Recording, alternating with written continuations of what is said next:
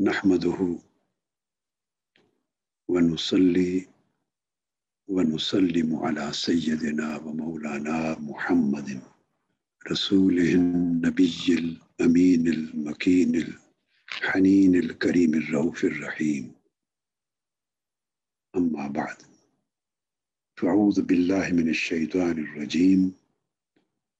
بسم الله الرحمن الرحيم. ولا تطرد الذين يدعون ربهم بالغداة والعشي يريدون وجهه.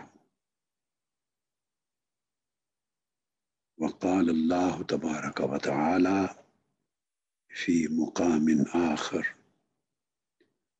واصبر نفسك مع الذين يدعون ربهم بالغداة والعشي يريدون وجهه.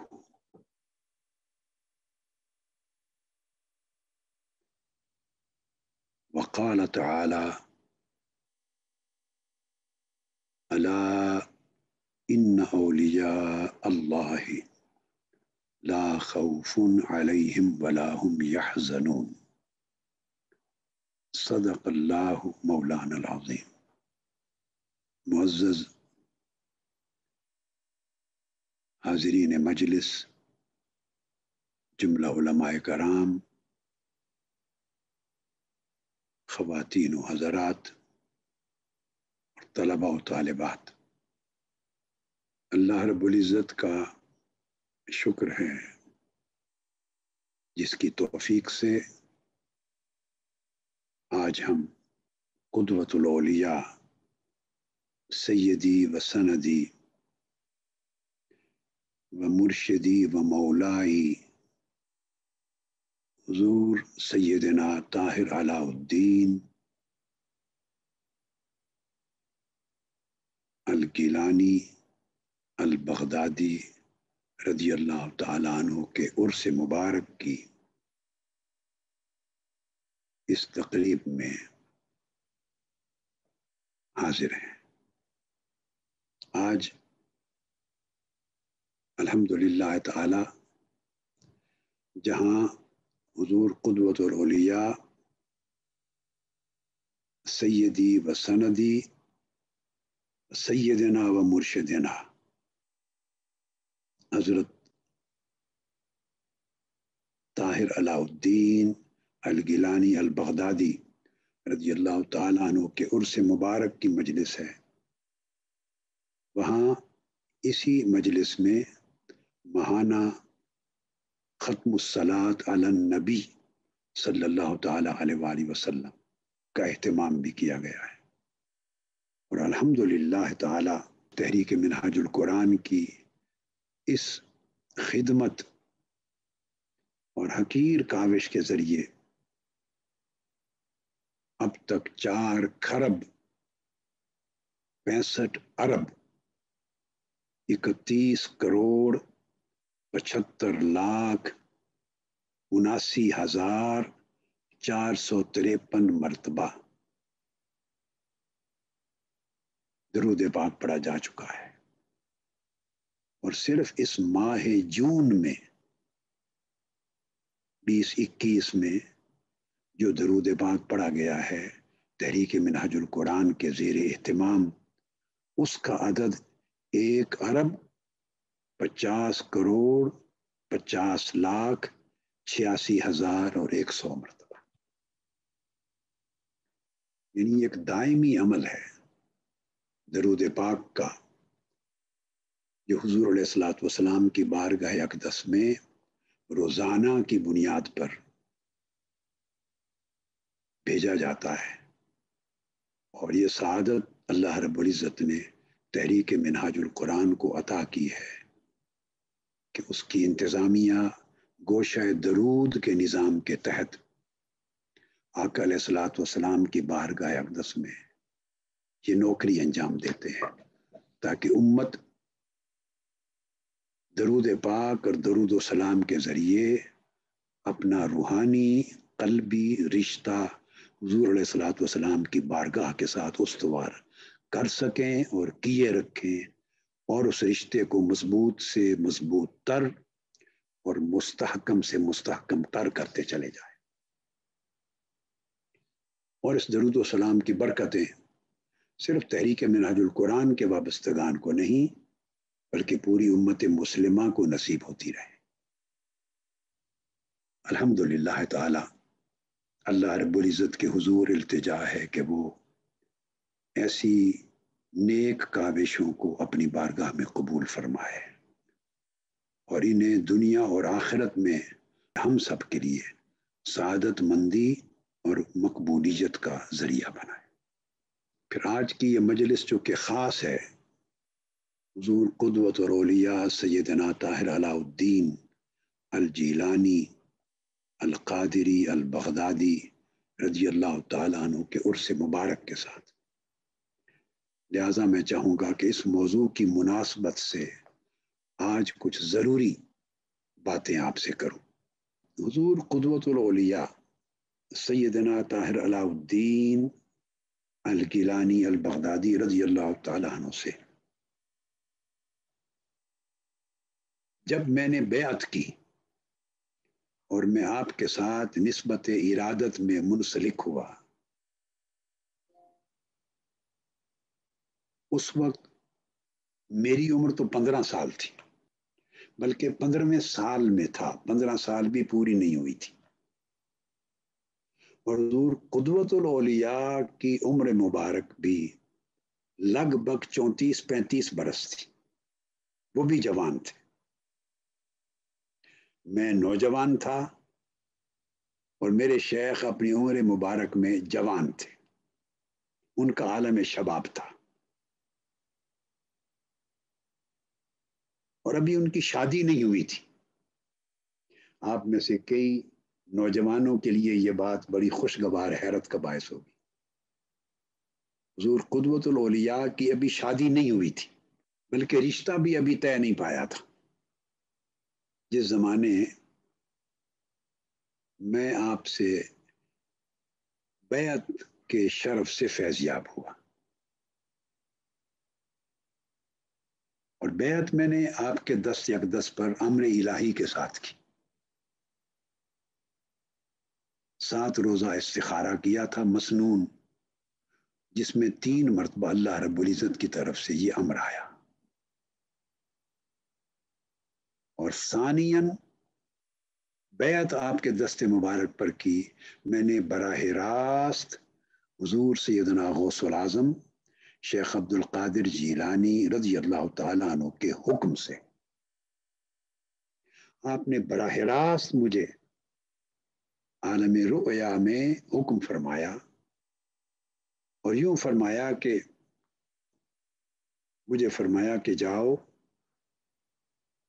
میں نے طاہر علاء الدین سے کہہ دیا ہے، وہ آپ کی انتظار میں ہیں، اور جا کے ان سے بیعت کر لو۔ اور میں نے پھر اسی عالم رؤیا میں آپ کے دست اقدس پہ بیعت کی۔ بعد ازاں یہی واقعہ پھر حقیقت میں رونما ہو گیا۔ تو بتانا یہ چاہتا ہوں کہ آپ کی بیعت سے قبل میں تصوف اور روحانیت کے مضمون کو کتابوں میں پڑھتا تھا۔ بہت نوعمری سے، جب سے میں نے علوم دینیہ اور علوم شرعیہ کا پڑھنا شروع کیا، اس وقت میری عمر 10-11 سال کے قریب ہوگی، جب میں نے دینی علوم باقاعدہ اپنے والد گرامی حضور فرید ملت حضرت ڈاکٹر فرید الدین قادری رحمۃ اللہ تعالی علیہ کے پاس پڑھنے شروع کیے، اور دیگر اساتذہ کے پاس پڑھنے شروع کیے۔ اسی اثناء میں مدینہ طیبہ پھر گئے۔ 1963 کا جو سال ہے، وہ سال وہ مدینہ طیبہ اور مکہ معظمہ کے اکابر مشائخ اور علماء کے سامنے زانوِ تلمذ طے کیا۔ تو حضور قدوۃ الاولیاء سے بیعت ہونے سے قبل کم و بیش 5 سال گزر گئے تھے، مجھے دینی علوم کے ساتھ ساتھ بطور خاص تصوف اور روحانیت کے مضمون کو پڑھتے ہوئے، تصوف میرا خاص شغف تھا، اس میں میری خاص دلچسپی تھی۔ جہاں میں صرف و نحو پڑھتا تھا، عربی ادب پڑھتا تھا، فقہ اور اصول الفقہ پڑھتا تھا، اور عقیدہ اور الغرض درسیہ جو درسی کتب ہیں، درس نظامی کی اور نصاب شرعی کی، وہ جہاں میں دیگر مضامین پڑھتا تھا، مگر ان میں سب سے بڑھ کر جو عملی اور قلبی شغف تھا، میری ذاتی دلچسپی تھی، میرے عمل کی، میری سوچ کی، میرے دل کی، اور رات اور دن کی میری ترجیحات کی جو دلچسپی تھی، وہ تصوف اور روحانیت کے مضمون سے تھی۔ تو میں بڑی ینگ لائف سے اسے دلچسپی کے ساتھ پڑھتا تھا۔ بتانا یہ چاہتا ہوں کہ تصوف اور روحانیت کے مضمون کو میں نے علماً کتب میں پڑھا، علمی طور پہ کتابوں میں پڑھا، مگر اسی تصوف اور روحانیت کے مضمون کو میں نے عملاً حضور قدوۃ الاولیاء سیدنا طاہر علاء الدین کی زندگی میں دیکھا۔ جو تصوف علماً کتابوں میں پڑھا تھا، اس تصوف کو عملاً آپ کی زندگی میں، آپ کے عمل میں، آپ کی ذات و صفات میں اور آپ کی سیرت میں دیکھا۔ اب اس مضمون کو یوں سمجھ لیجئے کہ آپ کی زندگی میں نے جس تصوف کو دیکھا، تو مجھے 25-26 برس تقریباً آپ کی صحبت میں اور آپ کے تعلق ارادت میں گزارنے کے ملے۔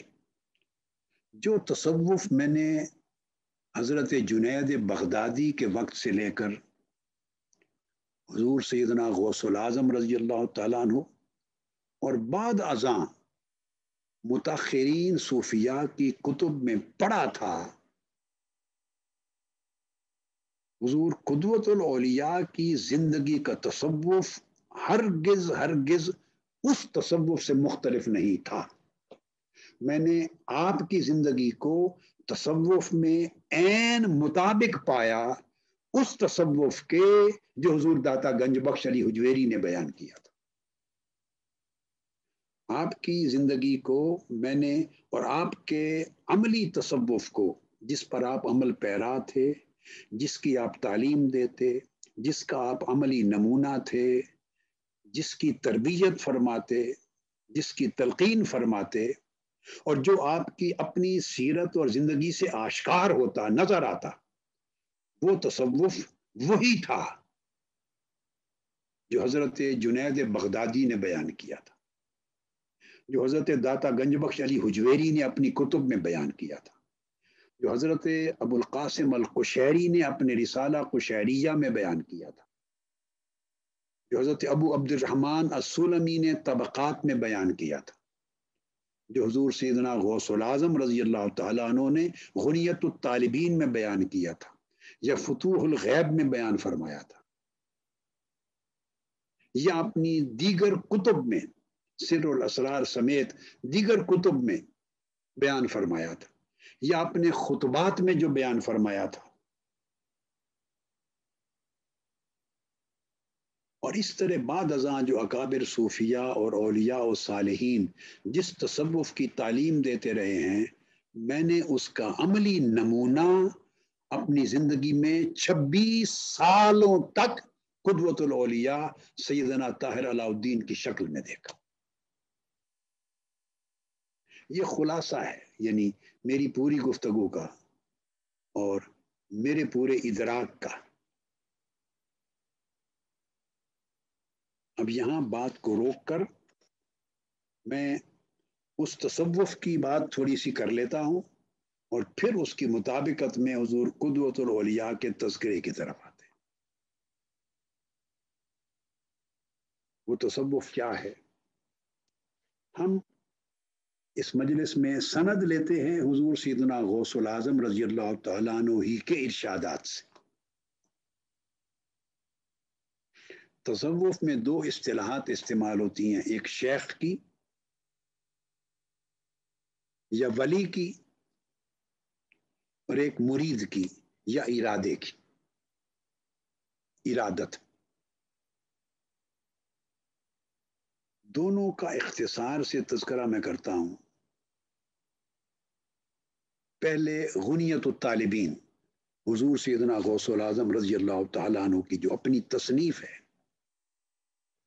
اس میں آپ فرماتے ہیں کہ ارادت کیا ہے اور مرید کون ہوتا ہے، اور پھر بیان کروں گا آپ کے فرمان سے، جسے قلائد الجواہر میں رقم کیا گیا ہے، کہ شیخ کون ہوتا ہے اور ولی کون ہوتا ہے، یا مسند ولایت پر فائز ہونے کا حق کس کو ہے، اور کس کے ساتھ نسبت بیعت قائم کی جائے، کسے روحانی طور پہ اپنا مرشد اور رہبر اور رہنما بنایا جائے۔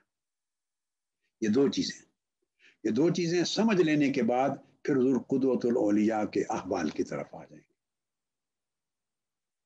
حضور سیدنا غوث العظم شیخ عبد القادر جیلانی رضی اللہ تعالی عنہ ارشاد فرماتے ہیں، اور یہ بات ذہن میں رکھ لیں کہ جو ارشاد حضور سیدنا غوث العظم نے فرمایا، آپ ائمہ تصوف جتنے بھی قدما ہو گزرے ہیں، خواہ حضور داتا گنج بخش سیدنا علی حجویری رضی اللہ تعالیٰ عنہ یا آپ سے بھی جو اکابر گزرے ہیں، ان سب کی کتب میں یہی مضمون درج ہے،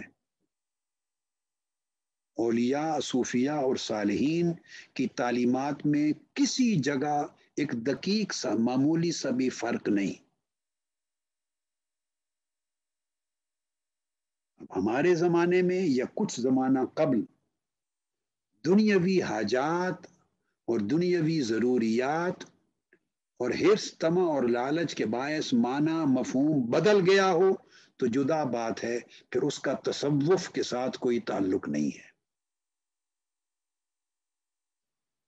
حضور سیدنا غوث العظم رضی اللہ تعالیٰ عنہ فرماتے ہیں کہ مرید کون ہوتا ہے، یہ آپ نے ایک فصل قائم کی ہے پوری غنیت الطالبین میں۔ اور ارادت کیا ہے؟ آپ لفظ بولتے ہیں نا کہ میری فلاں سے ارادت ہے، فرماتے ہیں ارادت سے مراد یہ ہے عادت کو ترک کر دینا ارادت ہے۔ یہ مختصر تعریف ہے، یہ تصوف ہے۔ ایک ہے ہماری عادت، ہماری عادت ہے ہم زیادہ کھانے پینے کو چاہتے ہیں، ہماری عادت ہے زیادہ آرام چاہتے ہیں، ہماری عادت ہے زیادہ عزت اور جاہ و منصب چاہتے ہیں، ہماری عادت ہے لوگوں میں اپنی زیادہ شہرت، ناموری اور لوگ تعریف کریں، وہ چاہتے ہیں، ہماری عادت ہے کہ ہم لوگوں کے اوپر فائق ہوں، باعزت ہوں، اوپر ہوں، لوگ ہم سے نیچے ہوں۔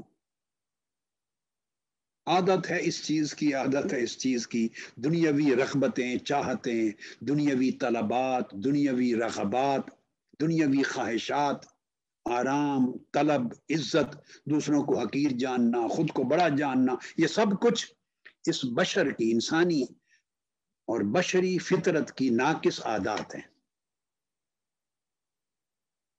اسی سے بشری فطرت ترتیب پاتی ہے، اور انہی عادات کی وجہ سے انسان اپنے عظیم اور بلند و بالا اخلاقی اور روحانی مرتبے سے گرتا ہے۔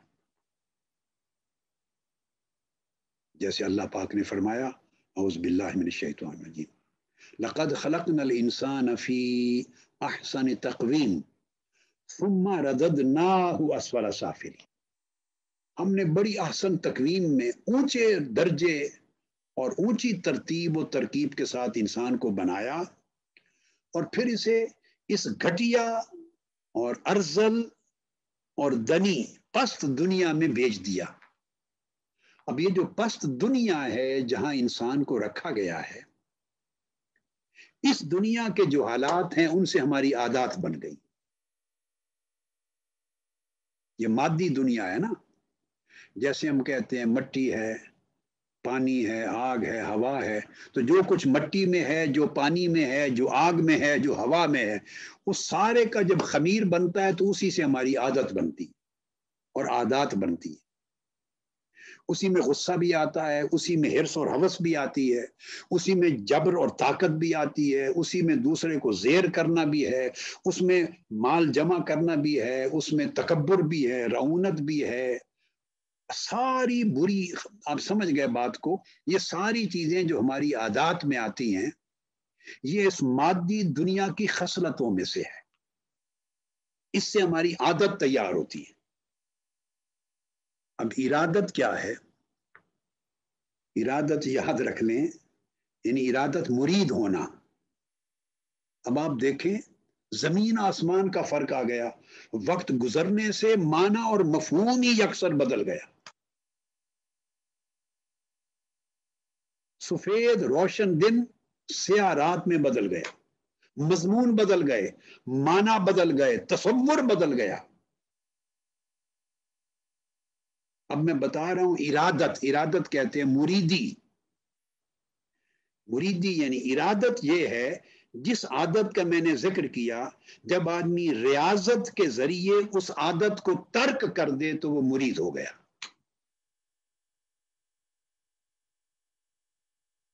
اب آپ خود سوچئے، مرید کا جو معنی آپ سمجھتے ہیں اس کا کوئی دور و نزدیک کا بھی تعلق ہے اس تعریف کے ساتھ جو مرید اور مریدی کی تعریف حضور سیدنا غوث العظم رضی اللہ تعالیٰ عنہ نے فرمائی ہے؟ یہ ہے ارادت، ایسی ریاضت، ایسا مجاہدہ جس میں بندہ عادت کو ترک کر دے، اس کو ارادت اور مریدی کہتے ہیں۔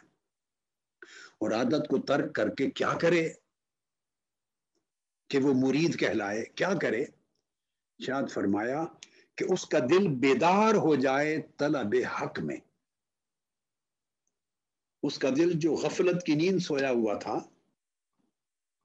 اور اس کے سامنے سوائے دنیا کے اور کوئی حقیقت ہی نہیں تھی، وہ رات دن ایک ہی چیز جانتا ہے، مال کیسے کماؤں، پیسے سے جیب کیسے بھروں، اچھے گھر کیسے بناؤں، دنیا میں عزت کیسے پاؤں، شہرت کیسے پاؤں، لوگوں کو اپنی طرف کیسے کھینچوں، آسائشیں دنیا کی کیسے حاصل کروں، وغیرہ وغیرہ۔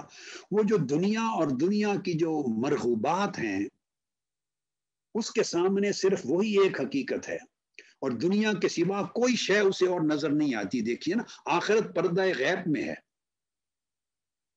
آخرت غیب میں سے ہے، اس لیے اس پر ایمان اور ایقان ہوتا ہے، دکھائی نہیں دیتی۔ وہ تو بندہ مرے گا، قبر میں جائے گا تو آخرت کے آثار دکھائی دیں گے، قبر کی پہلی شام سے اسے آخرت کے آثار دکھائی دیں گے۔ جب تک بندہ اس دنیا میں ہے تو آخرت پردہ غیب میں ہے۔ لہذا چونکہ دنیا نظر آتی ہے تو ایک انسان کی عادت یہ ہے کہ وہ دنیا ہی کو سب کچھ سمجھتا ہے، دنیا کو طلب کرنا، دنیا کو بڑھانا، دنیا کے لیے جینا، دنیا کے لیے مرنا، اور ساری چیز کو سوچ میں، فکر میں، عمل میں دنیا ہی دنیا رکھنا، اس پہ سوچ میں، دماغ میں، دل میں دنیا سوار رہتی ہے، یہ عادت ہے۔ تو ارادت کیا ہے؟ جب بندہ سفر کرتا ہے مرید ہونے کا، تو مریدی کا معنی یہ ہے کہ اس ہر وقت دنیا کو جو اس نے اپنی خواہش میں، دل میں، ذہن میں، خیال میں جو سوار کر رکھا تھا، اس دنیا کے غلبے سے نکل جائے، عادت کو ترک کر دے، اور اس کا دل جو خواب غفلت میں تھا، جو آخرت کو دیکھتا نہیں تھا، اور جو بندہ آخرت کو نہیں دیکھتا وہ اللہ کو کہاں دیکھے گا؟ وہ اللہ کی رضا کو کہاں دیکھے گا؟ تو نہ وہ آخرت کو دیکھتا تھا، نہ اللہ کی رضا کو دیکھتا تھا، نہ آخرت اس کی نگاہ میں تھی، نہ اللہ کا امر اور احکام اس کی نگاہ میں تھے۔ تو ارادت مریدی یہ ہے کہ اس کا دل اس غفلت کی نیند سے بیدار ہو جائے، جاگ اٹھے اس کا دل، اور جاگ کر کیا کرے؟ اللہ کی طلب میں کھڑا ہو جائے، اللہ کی طلب میں چل پڑے، اس کا دل مسافر بن جائے اللہ کی طلب میں، اور اللہ کے ما سوا ہر وہ چیز جو اللہ سے دور لے جاتی ہے اس کو چھوڑ دے۔ تو جب بندہ نفس اور نفس کی لذتوں کو، دنیا اور دنیا کی خواہشوں کو پیچھے چھوڑ دیتا ہے اور اس کا دل اٹھ کھڑا ہوتا ہے اور اللہ کی طلب میں چل پڑتا ہے، اور اللہ کے ما سوا کا، جو اللہ کے علاوہ جو کچھ ہے اس کی خواہش اس کی طلب دل سے نکال دیتا ہے تو گویا اس آدمی نے عادت کو ترک کر دیا. جب اس عادت کو ترک کیا تو وہ مرید ہو گیا, وہ مرید کہلانے کا حقدار ہے, اسے کہا جائے گا کہ یہ مرید ہے. اب شیخ کون ہوگا؟ شیخ وہ ہے, وہ شیخ اس شخصیت اور اس ہستی کا نام ہے کہ جو اس کے ہاتھ پر بیعت کرے تو اسے اس مریدی کا راستہ سکھا دے, وہ اسے یہ ارادت عطا کر دے, وہ اس کے دل کو اللہ کے لیے بیدار کر دے, اس کے دل کو طلب حق میں چلا دے اور حق یعنی اللہ کے ما سوا کو بھلا دے, دل کو اللہ کی طلب میں چلا دے اور اللہ کے ما سوا کو بھلا دے. جو شیخ اپنی مرید کو یہ سبق نہیں دیتا اور اس راہ نہیں چلاتا, نہ وہ شیخ ہے اور نہ وہ بیعت کرنے والا مرید ہے. بقایا تجارت ہے, بقایا کاروبار ہے. جیسے آپ میں سے کوئی کسی کی انڈسٹری ہے, کوئی صنعت کار ہے, کوئی تاجر ہے, کوئی ذمہ دار ہے, کوئی وکیل ہے, کوئی ڈاکٹر ہے, کوئی انجینئر ہے, کوئی کلرک ہے, کوئی ملازمت کرتا ہے. یعنی دنیا کمانے کے, روزگار کے, معاش کے مختلف طریقے ہیں. آپ کام کاج کرتے ہیں بھائی, رزق کماتے ہیں, بچوں کو روٹی دیتے ہیں, چولہا جلاتے ہیں, گھر بار چلاتے ہیں, دنیا کماتے ہیں, یہ آپ کا روزگار ہے. اگر شیخ اور مرید کا رشتہ یہ نہیں تو پھر وہ جو کچھ ہے وہ روزگار ہے, وہ کاروبار ہے. اور تصوف دل کا کاروبار ترک کر دینا ہے, یعنی یار سے ایسا جڑنا کہ دنیا کا کاروبار بھول جائے. یہ تو پہلا قدم ہے, مرید کا پہلا قدم, کہ وہ دنیا کے حظوظ یعنی لذتوں اور شہوتوں اور خواہشوں سے بے نیاز ہو جائے. تو وہ گویا مریدی کی راہ میں داخل ہو گیا. اور اس کا اگلا قدم یہ ہے کہ اس کے ارادے کو, ارادت کو تجرد نصیب ہو جائے, یعنی پھر اس کے ساتھ کوئی ملاوٹ نہ رہے. طلب حق کا ارادہ اتنا خالص ہو جائے, طلب حق کا ارادہ اتنا خالص ہو جائے کہ دنیا کی کسی شے کی ترجیح طلب حق کے مقابلے میں آڑے نہ آئے, آڑ نہ بنے, رکاوٹ نہ بنے. اتنا مضبوط اور مستحکم ہو جائے, وہ اپنا سفر صرف اللہ پر نگاہ کو قائم رکھتے ہوئے, اللہ کی رضا پر, اللہ کے امر پر, اللہ کی قربت پر, اللہ کی محبت پر, اللہ کے عشق پر, اور اس کی طرف بڑھتے, اس کی بارگاہ کی طرف بڑھنے پر وہ اپنا سفر جاری رکھے. اور ہر وہ چیز جو اس راہ میں گرد و غبار یا روڑا یا کنکر جو کچھ اسے اس سفر سے ہٹاتا ہے یا قدموں کو متزلزل کرتا ہے یا اس کا دھیان دائیں بائیں کرتا ہے, اس کو ہٹاتا چلا جائے اور نگاہ مولا سے ایک لمحہ کے لیے نہ ہٹے. ما زاغل بصر و ما طغا, نہ نگاہ ہٹے نہ دھیان ہٹے, اور اس کی ایک ہی ترجیح زندگی میں ہو اور وہ طلب حق, مولا کو حاصل کرنا. تو شیخ وہ ہے کہ جو اس کے ہاتھ پر بیعت کرے اسے اس راہ پہ ڈالے, اور مرید وہ ہے جو اس راہ پہ سفر کرے. اس لیے شیخ استاد ہوتا ہے, یاد رکھ لیں یہ بات. شیخ استاد ہے. مرشد کا معنی کیا ہے؟ ارشاد, راہ دکھانے والا. کوئی راہ ہوگی تو دکھائے گا, راہ کا تعین ہونا چاہیے نا, کون سی راہ دکھاتا ہے مرشد اور شیخ. پہلے راہ کا تو تعین کرے نا. پہلے آپ تعین کرتے ہیں کہ آپ نے کراچی جانا ہے, راول پنڈی جانا ہے, ملتان جانا ہے, پشاور جانا ہے, میرپور جانا ہے, کوئٹہ جانا ہے. پہلے تعین کریں کہ جانا کدھر ہے. جب راستے کا تعین کریں گے, منزل کا تعین کریں گے تو کسی گاڑی پر بیٹھیں گے نا, پھر سفر شروع کریں گے. تو تصوف میں جب آدمی مرید ہوتا ہے شیخ کا, اور یہ بھی ذہن میں رکھ لیں, مرید ہونے کے لیے ہاتھ میں ہاتھ دینا واجبات میں سے نہیں ہے. ہاتھ میں ہاتھ دینا یہ واجب نہیں ہے, یہ جائز بزرگوں کے طریقے کا ایک حصہ ہے. مگر آپ اگر حضور سیدنا غوث العظم رضی اللہ تعالیٰ عنہ کے زمانے میں نہیں ہوئے، 900 برس بعد بیٹھے ہیں، اگر آپ کا ارادہ آج بھی حضور غوث پاک رضی اللہ تعالیٰ عنہ کو اپنا شیخ مان لے، آپ کا دل، اور ان کی تعلیمات پر عمل کرتے ہوئے طلب حق میں چل پڑیں، تو آپ مرید ہیں حضور غوث العظم جیلانی، آپ کے شیخ ہیں۔ ہاتھ میں ہاتھ تو آپ نے کیا دینا تھا، آپ تو پیدا ہی ان کے 900 سال بعد ہوئے،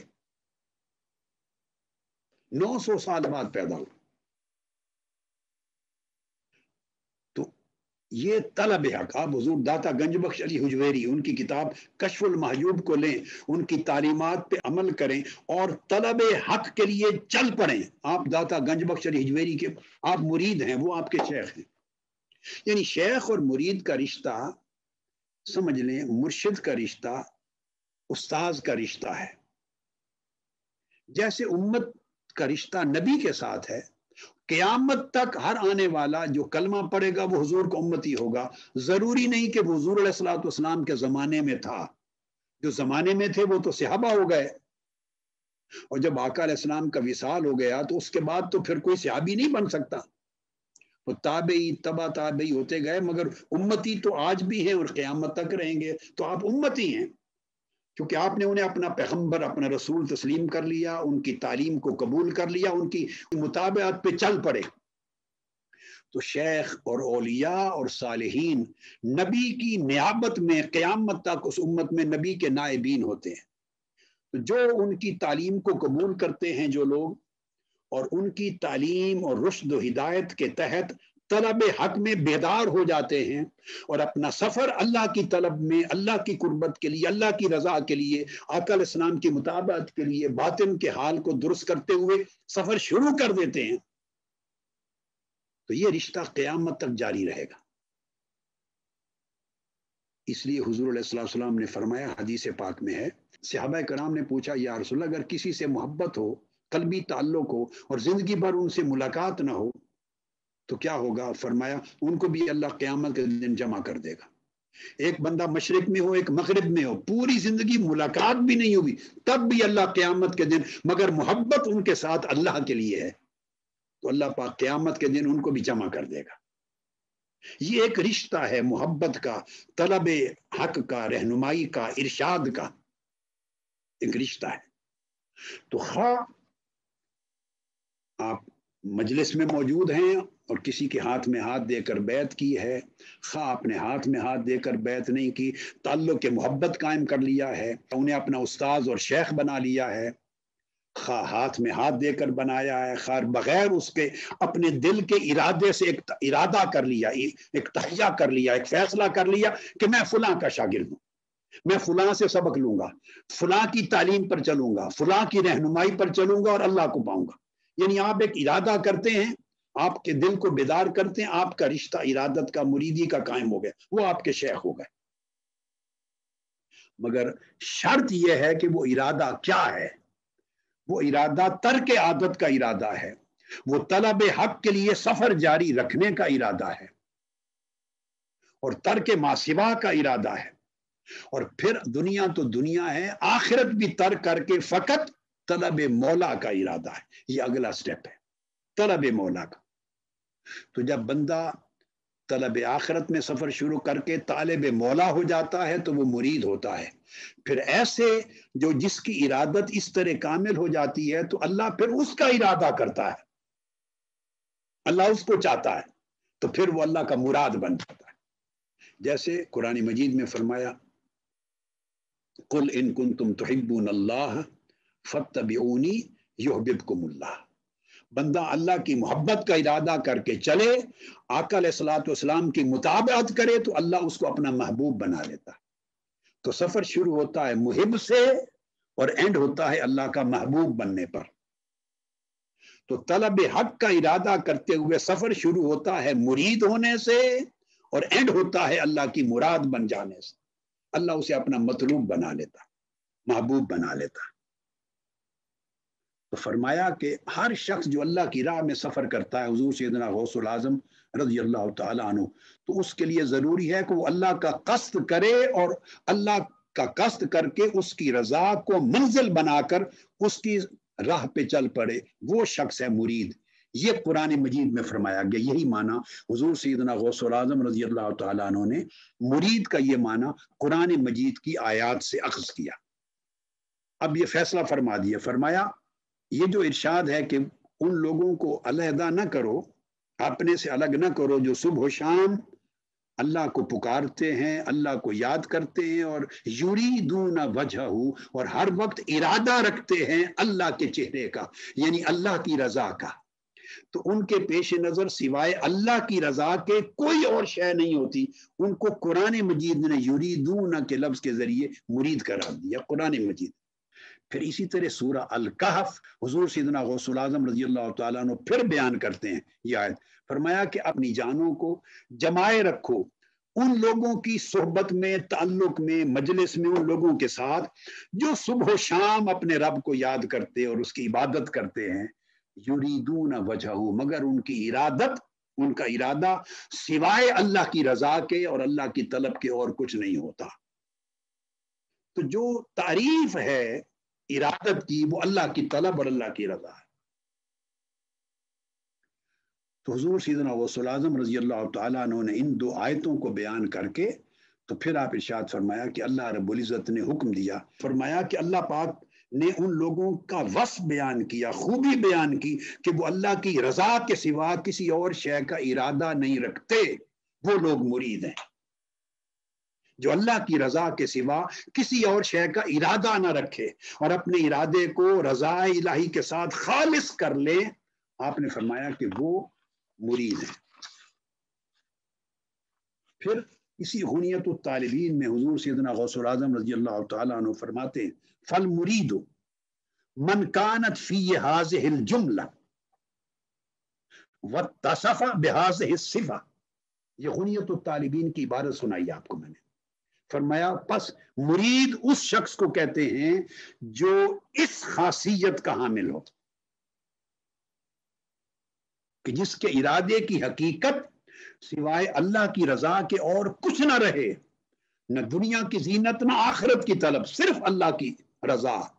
جس کا ارادہ اس طرح خالص ہو جائے، فرمایا کہ جو آدمی ایسے باطنی صفت کے ساتھ متصف ہو جائے اس کو مرید کہتے ہیں.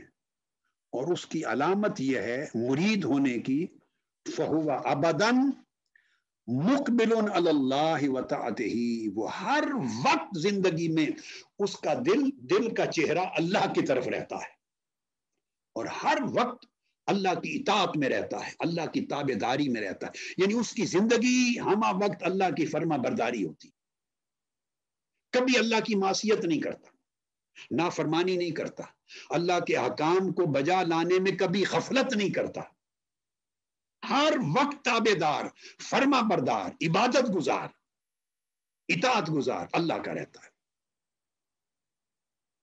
اور اللہ کے امر کے سوا ہر شے سے مولن، فرمایا اپنی پشت کر دیتا ہے، ہر شے کو پشت کے پیچھے چھوڑ دیتا ہے. یسمع من ربہ، اپنے کانوں سے صرف اللہ کی بات کو سنتا ہے، اللہ کی بات کو سنتا ہے.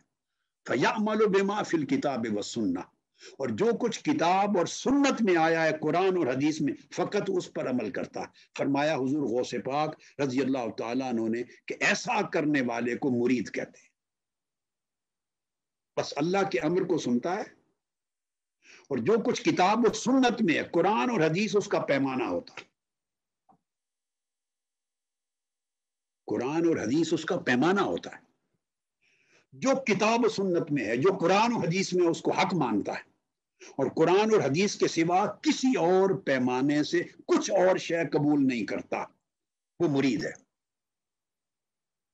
حتیٰ کہ آگے آپ نے فرمایا بلکہ اپنے آپ کو بہرا کر لیتا ہے. بہرا، اس کے کان بند ہو جاتے ہیں اللہ کی کتاب اور رسول پاک صلی اللہ علیہ وسلم کی سنت کے سوا کسی اور شے کو سننے اور قبول کرنے سے اپنے آپ کو بہرا کر لیتا ہے. تو جب آدمی فرمایا اس معنی میں مرید ہو جاتا ہے تو اللہ پاک اسے اپنا نور عطا کرتا ہے، وہ اللہ کے نور سے دیکھتا ہے. یہ مرید کی تعریف بیان کی ہے حضور سیدنا غوث العظم رضی اللہ تعالی عنہ. پھر اس کے بعد آپ فرماتے ہیں کہ مرید کی علامات کیا ہیں. یہ تو تعریف ہو گئی نا مرید کی.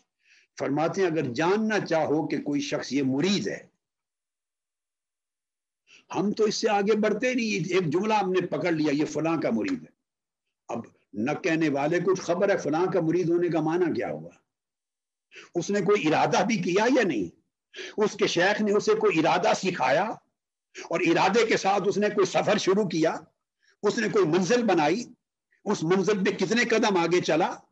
جب تک اس امر کا تعین نہ ہو تو یہ کہنا ہی جائز نہیں ہے فلاں مرید ہے، بے معنی لفظ ہے.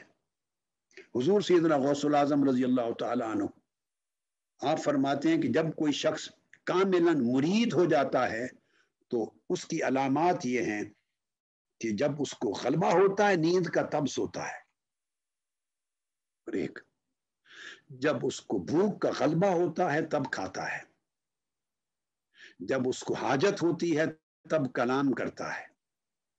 ہر وقت وہ سب سے پہلے اپنے آپ کو نصیحت کرتا ہے، یعنی اپنے عمل کو دیکھتا ہے، اپنی خرابیوں کو دیکھتا ہے، دوسروں کی خرابیوں کو نہیں دیکھتا، اپنے اندر جھانک کے دیکھتا ہے. اور ہمیشہ وہ اپنی زندگی میں جو دنیاوی مرغوبات اور محبوبات ہوتی ہیں ان کو جواب نہیں دیتا، بلکہ اللہ کے احکام کی طرف جھکتا ہے. اور دنیا کے ہر شخص کے لیے وہ خیر خواہ ہوتا ہے، یعنی دل بڑا ہو جاتا ہے. مرید وہ ہے جس کا دل بڑا ہو جائے. اب ہم جب مرید کا لفظ بولتے ہیں تو اس کا دل تنگ کر دیتے ہیں، اتنا تنگ کر دیتے ہیں کہ کسی اور کی تعریف کا ایک جملہ نہیں سننا چاہتا ہوں. اس کے سامنے کسی اور بزرگ کی، عالم کی، شیخ کی، نیک صالح کی تعریف کر دے تو وہ سنتا نہیں، دل تنگ ہو جاتا ہے. فرمایا نہیں، اس کا دل بڑا ہو جاتا ہے. جہاں اسے اللہ کا نور نظر آتا ہے اس کو پسند کرتا ہے، اور وہ خیر خواہ ہوتا ہے ہر ایک کا، اور اللہ کی عبادت میں خلوت نشینی سے اس کی محبت ہو جاتی ہے، اور اس کی زندگی سے گناہ نکل جاتے ہیں. اللہ کا جو امر ہو زندگی میں اسے قبول کرتا ہے، اور حیا کرتا ہے اس بات سے کہ میں کوئی ایسی بات کہوں، ایسا عمل کروں، ایسی غفلت کروں کہ اللہ دیکھے تو مجھ سے ناراض ہو یا ناپسند کرے. حیا کرتا ہے اور اللہ کی محبت میں سب کچھ قربان کر دیتا ہے، اور لوگوں کی تعریف کا حاجت مند نہیں ہوتا، بے نیاز ہو جاتا ہے، لوگوں کی تعریف کا طالب نہیں رہتا، اور فرائض اور عبادات میں کبھی کوتاہی نہیں کرتا، بڑھ کر نوافل ادا کرتا ہے، اضافی عبادتوں کے ذریعے اللہ کی محبت چاہتا ہے، اور مخلص ہو کر اللہ کے ساتھ اپنا وصال چاہتا ہے. فرمایا جس میں یہ 12 صفات ہوں وہ شخص مرید کہلانے کا حقدار ہے. اب یہ میں نے ساری تعریف حضور سیدنا غوث الاعظم رضی اللہ تعالیٰ عنہ کے کلام سے اس لیے سنائی تاکہ آپ سمجھ سکیں یہ ہیں مرید کی علامات، یہ شرائط ہے مرید کی. تو اندازہ کر لیں شیخ کی علامات کیا ہوں گی. شیخ وہ ہے جو اپنے ہاتھ پر بیعت کرنے یا اس کے شاگردی اختیار کرنے، لفظ بیعت کو میں پھر دوبارہ سمجھا رہا ہوں کہ اس سے جو تعلق قائم کر لیتا ہے، جو اسے اپنا شیخ بنا لیتا ہے، جو اس سے طلب ہدایت کرتا ہے، جو اس سے رہنمائی حاصل کرتا ہے، جو اس کے ساتھ اپنا تعلق بنا لیتا ہے، تو شیخ وہ ہے جو مرید کو ایسا بنائے اور اس کے لیے تربیت کرے، ان خصوصیات کو اور صفات کو پیدا کرنے کے لیے محنت کرے، اس راہ پر چلائے. اور اگر یہ تعلیم اور تربیت نہیں ہے تو رشتہ ہی کوئی نہیں ہے، نہ وہ کوئی شیخ ہے نہ کوئی مرید ہے. پھر میں نے کہا وہ کاروبار ہے، وہ تجارت ہے، وہ روزگار ہے. جیسے ہر کوئی اپنی ضروریات زندگی پوری کرنے کے لیے محنت مزدوری کرتا ہے تو وہ بھی ایک محنت مزدوری ہے، کاروبار ہے. یہ مرید کے لیے فرمایا.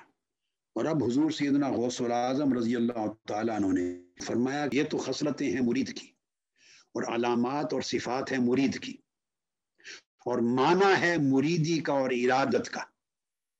اب حضور سیدنا غوث الاعظم رضی اللہ تعالیٰ عنہ کا ایک فرمان سناتا ہوں جس میں آپ نے فرمایا کہ مسند ولایت پر بیٹھنے کا حقدار کون ہے، ولی کون ہے، شیخ بننے کا حقدار کون ہے. آپ نے فرمایا شیخ وہ ہو سکتا ہے صرف وہی شخص اس امر کا حقدار ہے کہ اسے شیخ سمجھا جائے، بنایا جائے اور اس سے رہنمائی اور ارشاد طلب کیا جائے۔ یعنی فرمایا حضور غوث پاک رضی اللہ تعالیٰ عنہ نے کہ 12 خصلتیں کم سے کم ایسی ہیں جس میں پائی جائیں وہ شیخ ہونے کے قابل ہے اور مسند ولایت پر بیٹھنے کے قابل ہے۔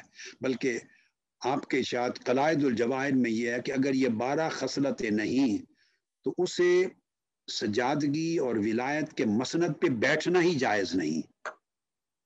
وہ 12 خصلتیں کیا ہیں؟ فرمایا 2 خصلتیں اللہ سے سیکھے، ایک عیب پوشی، دوسری رحم دلی۔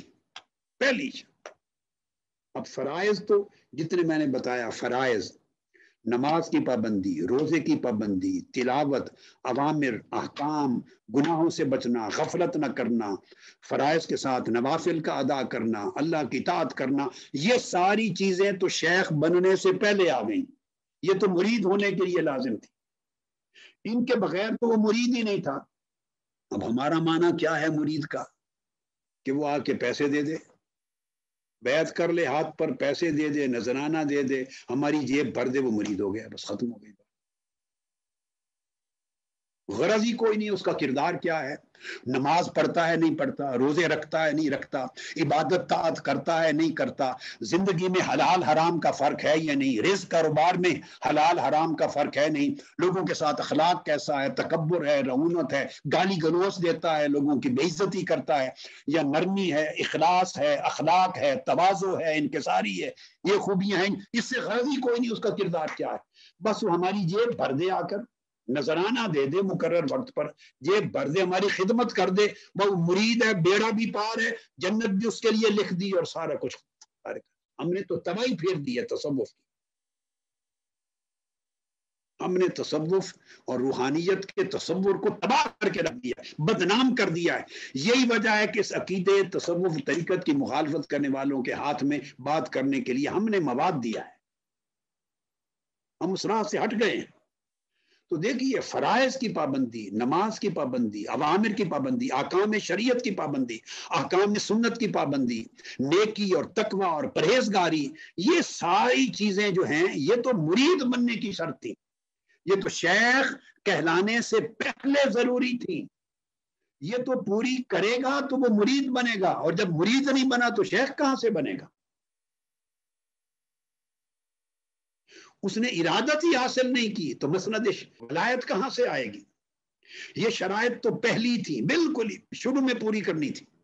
اب اس کے بعد شیخ ہونے کے لیے تاکہ لوگوں کا رہبر بنے، رہنما بنے، لوگوں کو راستہ دکھائے، انہیں رہنمائی کرے، اس مسند پہ بیٹھنے کے لیے جو اگلی شرطیں ہیں 12 حضور غوث پاک رضی اللہ عنہ فرماتے ہیں، ان میں 2 خصلتیں ایسی ہیں جو اللہ سے لے، یعنی صفات الہیہ یا اخلاق الہیہ میں سے لے، ایک عیب پوشی، ایک رحم دلی، یعنی جس کے اندر عیب بھی دیکھے اس پہ پردہ ڈالے اور ہر ایک کے ساتھ رحم دل ہو، اس کے دل میں رحمت ہو، شفقت ہو، نرمی ہو، محبت ہو، لوگوں کے دکھوں پر اس کے دل کو دکھ ہو، ان کے ساتھ شفقت کرے، رحم کرے، محبت کرے، ان کے غم بانٹے، اور کسی میں عیب، نقص، کمی، کجی، کمزوری ہے پردہ ڈالے۔ ایسا نہیں کہ وہ عیب نہ بھی ہو تو عیب اس کے اندر منسوب کر دے بدنام کرنے کے لیے، اور سختی نہیں، عیب پوشی اور رحم دلی۔ اس کے بعد فرمایا حضور سیدنا غوث العظم رضی اللہ تعالیٰ عنہ نے کہ مزید 2 خصلتیں حضور علیہ الصلوۃ والسلام کی بارگاہ سے لے، اور وہ کیا؟ ایک شفقت اور ایک رفاقت، ہر ایک پر شفقت کرے۔ آقا علیہ السلام اپنے پرائے ہر ایک سے شفقت فرماتے تھے، وما ارسلناک الا رحمۃ للعالمین، عزیز علی ما عنتم حریص علیکم بالمؤمنین رؤوف الرحیم۔ لوگوں کی تکلیف کو اپنی تکلیف جانے، لوگوں کے دکھ کو اپنا دکھ جانے، لوگوں کی پریشانی کو اپنی پریشانی جانے، ان کی پریشانی میں انوالو وہ شفقت کرے۔ اور ایک جگہ آگے ارشاد فرمایا ہے کہ شفقت اتنی کرے کہ لوگوں کے ماں باپ سے بھی بڑھ کر شفقت کرے، جیسے ماں باپ اپنی اولاد کے لیے شفیق ہوتے ہیں، اس طرح شیخ مسند ولایت پر بیٹھنے والا اپنے تلامذہ، شاگردوں، مریدوں اور اپنے ساتھیوں کے لیے اتنا شفیق ہو، شفقت کرے، جو آقا علیہ السلام سے لے، اور رفاقت، ہمیشہ ان کو سنگت دے، رفاقت دے، وہ ہر وقت اسے اپنے ساتھ محسوس کریں، خوشی میں بھی، غمی میں بھی، تنگی میں بھی، فراخی میں بھی، دکھ میں بھی، سکھ میں بھی ان کے ساتھ جڑا رہے، ہر وقت رات دن ان کے ساتھ جڑا رہے، ان کے ساتھ تعلق میں ان کو پتا چلے کہ ہمارے دکھ سکھ میں شریک، ہمارا خیال رکھے، رفاقت ہو، سنگت دے۔ یہ دو چیزیں حضور سیدنا غوث الاعظم رضی اللہ تعالیٰ انہوں نے فرمایا کہ آقا علیہ السلام کی بارگاہ اور آپ کی صفات حمیدہ سے لے۔ 4 صفتیں ہو گئی نا، پہلی عیب پوشی، ہر ایک کے عیبوں پر پردہ ڈالے، نہ کہ عیب کو ننگا کرے، اور دوسرا رحم دلی، ہر ایک پر رحمت ہو اس کی دل میں، اور دو ہر ایک پر شفیق ہو اور ہر ایک کے ساتھ رفیق ہو۔ پھر فرمایا مزید 2 خصلتیں سیدنا ابو بکر صدیق رضی اللہ تعالیٰ عنہ سے لے، ایک راستی اور ایک راست گوئی۔ راستی سے مراد اس کا ظاہر و باطن، اس کی فکر، اس کی سوچ، اندر من میں ہر وقت صدق اور سچائی ہو، اس کے من کے اندر کبھی جھوٹ نہ ہو، دھوکہ دہی نہ ہو، من کے اندر راستی ہو، اور راست گوئی، زبان پر ہمیشہ سچائی ہو، کبھی جھوٹ نہ بولے، غلط بیانی نہ کرے، کذب نہ ہو۔ 2 چیزیں بارگاہ صدیقی سے لے، تو 6 ہو گئی خصلتیں۔ پھر فرمایا مزید 2 خصلتیں سیدنا عمر فاروق سے لے، بارگاہ فاروقی سے۔ وہ کیا؟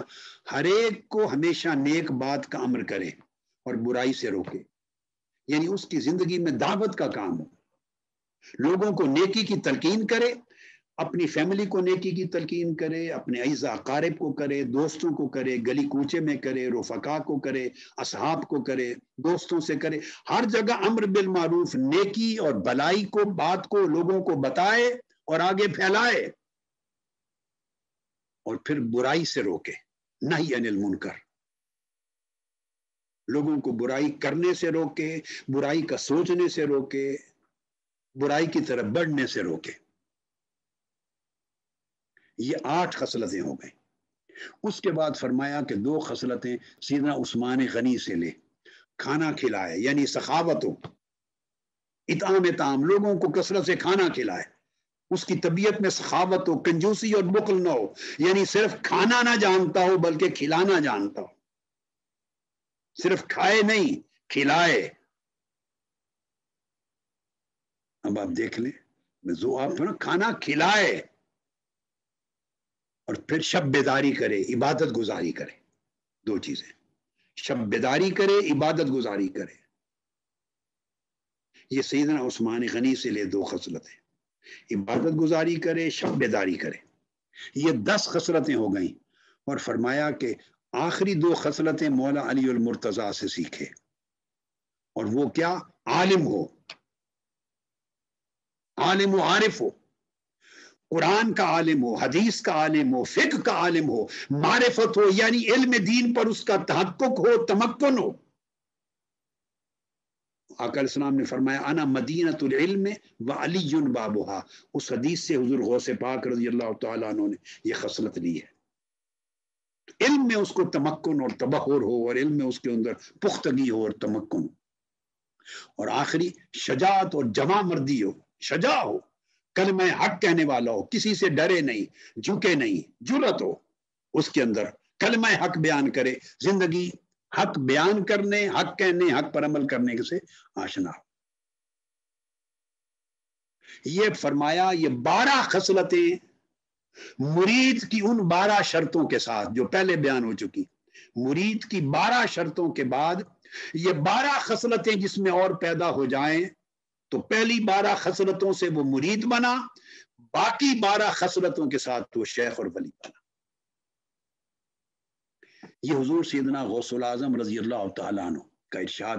اور پھر آپ نے فرمایا کہ مقتدا اور شیخ بننے کے لائق وہ شخص ہے جس کے اندر بنیادی طور پہ علوم شرعیہ کے اوپر بھی واقفیت ہو پختہ، اور اصطلاحات صوفیہ پر بھی اس کی معرفت ہو۔ فرمایا اگر شرعی علوم پر اور تصوف کے علوم پر اس کو پختگی نہیں تو وہ شخص مرشد اور شیخ اور مقتدا بننا اس کے لیے جائز نہیں۔ حضرت شیخ الصوفی یا حضرت جنید بغدادی رضی اللہ تعالیٰ عنہ نے فرمایا کہ ہمارا یہ علم یعنی تصوف یہ قرآن اور سنت پر قائم ہے اور قرآن اور سنت کے دائرے میں محدود ہے. قرآن اور سنت کے دائرے پر کے اندر ہے اور قرآن اور سنت کی بنیاد پر قائم ہے. جس شخص نے کتاب اللہ اور سنت رسول حدیث رسول کو اپنی زندگی میں ضبط نہیں کیا اور دین کا فہم اور فقاہت حاصل نہیں کی اور تصوف کی بنیادی اصولوں پر آگہی حاصل نہیں کی، فرمایا وہ مقتدا اور مرشد و شیخ بننے کے لائق نہیں.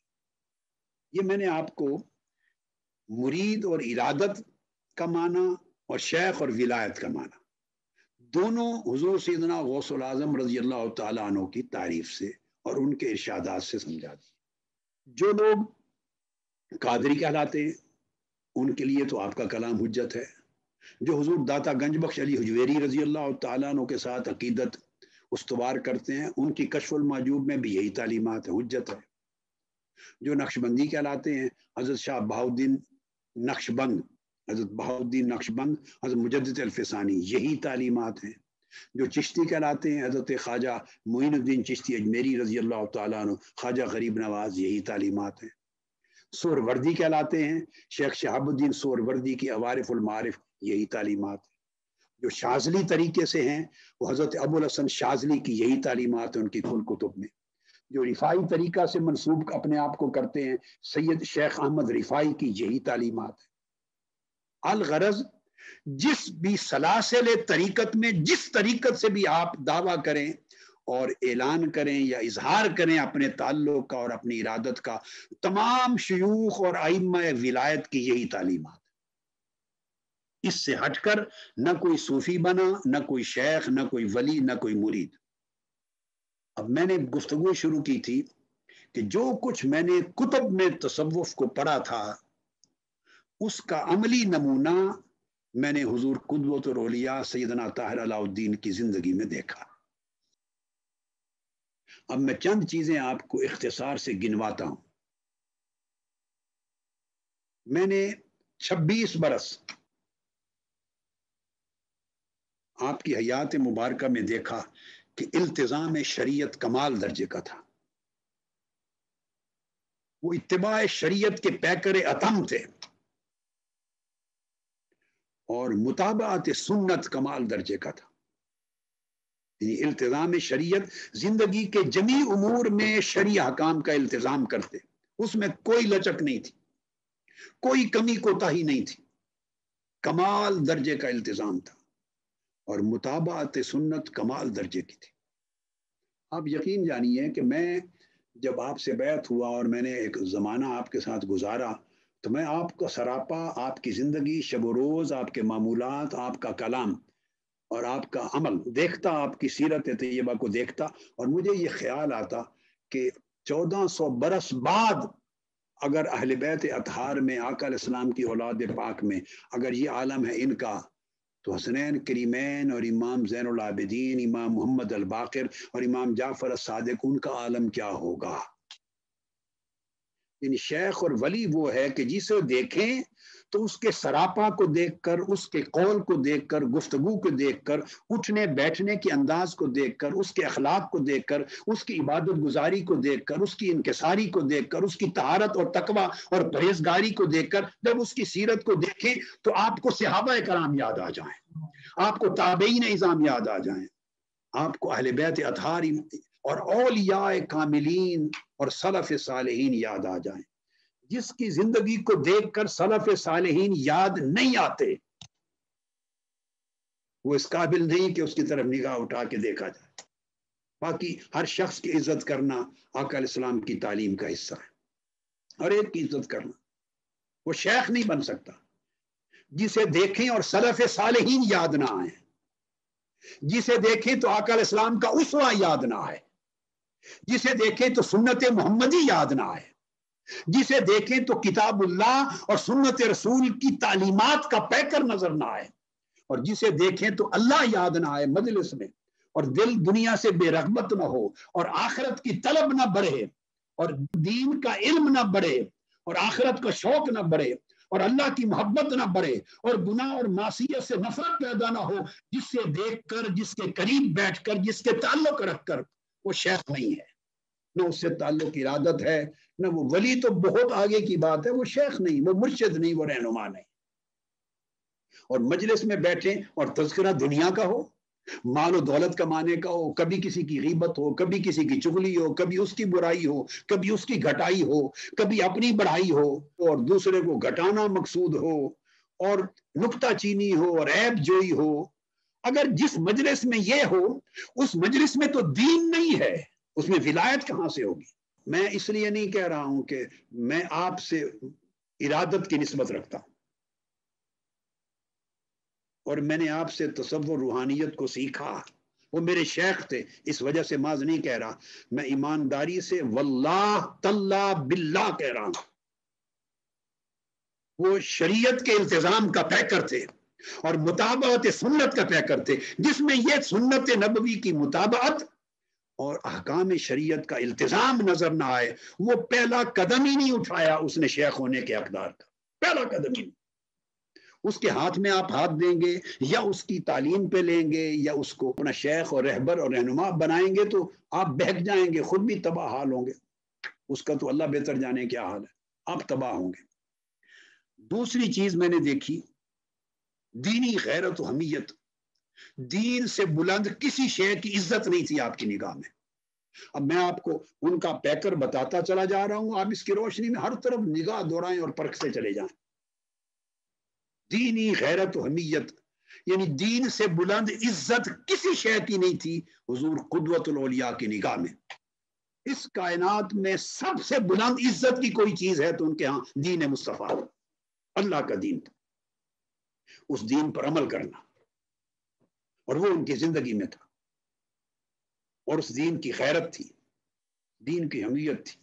اس کے بعد اگلی چیز جو تیسری بتا رہا ہوں، وہ کمال دیکھا ان کے اندر، تقویٰ، طہارت، پاکیزگی اور توکل،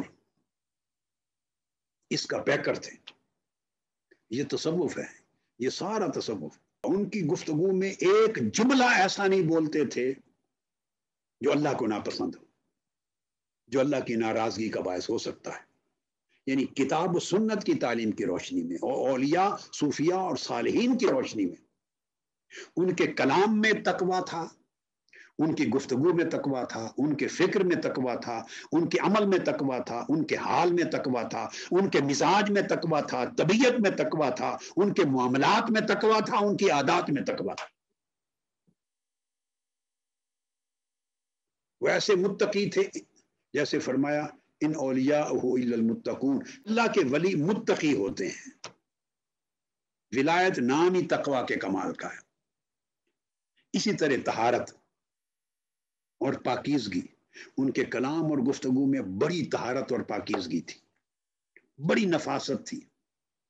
مجال ہے، میں نے 26 برس، تھوڑا زمانہ نہیں ہے، 26 برس میں نے ان کی زبان سے ایک جملہ ایسا سنا ہو، ایک جملہ جس میں طہارت اور پاکیزگی نہیں، ایک عمل ایسا دیکھا ہو میں نے زندگی میں کہ جس میں طہارت اور پاکیزگی نہیں، 26 سال میں ایسا نہیں دیکھا۔ ان کے حال میں پاکیزگی، ان کے مزاج میں طہارت اور پاکیزگی، طبیعت میں، معاملات میں، گفتگو میں، وہ سر تا پا ظاہر و باطن میں وہ تقویٰ، طہارت، پاکیزگی کا پیکر تھے، اور پھر اللہ پہ توکل تھا، یقین اور توکل میں کبھی ڈگمگاتے نہیں تھے۔ پھر اس کے بعد اگلی چوتھی چیز میں نے ان کے اندر تہذیب اخلاق کو دیکھا۔ ان کا اخلاق اسنا نہایت مہذب تھے، اور ان کے آداب نہایت نفیس تھے، یعنی تہذیب اخلاق اور نفاست آداب۔ آپ یقین جانیے ان کے وصال کو آج 30 برس ہو گئے، ان کی زندگی کے 26 برس جو میں نے گزارے اور وصال کے بعد 30 برس، 26 اور 30، 56 برس کہہ لیں، میں نے زندگی میں 56 برس گزر گئے، ابھی تک روئے زمین پہ ایسا شخص مجھے دیکھنے کو نہیں ملا جس کے اخلاق کی تہذیب ان جیسی یا ان سے اعلیٰ ہو اور آداب کی نفاست ان سے بہتر ہو۔ 56 برس کی زندگی، اور میں پھر کہہ رہا ہوں اس وجہ سے نہیں کہہ رہا کہ میرے شیخ تھے. اگر محض شیخ ہونے کی وجہ سے میں ایسی بات کہوں جو میں دل و جان سے درست نہیں سمجھتا تو یہ جھوٹ ہوتا. گناہ ہے، کس کو جائے گا. اخلاق میں ایسی تہذیب اور آداب میں ایسی نفاست ابھی تک میری نگاہ کو 56 برس کی زندگی میں کوئی شخص نہیں ملا. یہ تصوف ہے، یہ ولایت ہے، یہ کرامت ہے، یہ بزرگی ہے. اس کے بعد پھر اس طرح 7واں آگے، اور ان کی طبیعت کے اندر جو دیکھا وہ زہد اور ورع کمال درجے کا تھا. پھر سخاوت کمال درجے کی تھی. اس میں اطعام ان کا دسترخوان ہمیشہ، میں نے شاہوں کا دسترخوان بھی ایسا نہیں دیکھا. وہ لوگوں کو کھلاتے تھے اور یہ ان کی عبادات میں سے عبادت تھی. اور یہ حضور سیدنا غوث الاعظم رضی اللہ تعالیٰ عنہ کے بھی ارشادات میں سے. حضور غوث پاک نے فرمایا میری عبادات میں سے خاص عبادت ہے لوگوں کو کھانا کھلانا. وہ کھانا کھلاتے تھے. طبیعت میں سخی، مزاج میں سخی، ہاتھ میں سخی. اور بڑی چیز جو اگلی بیان کرنے والا ہوں وہ یہ دنیاوی مفاد سے اور منفعت سے مکمل طور پہ بے نیاز تھے. ان کی طبیعت میں استغنا تھا.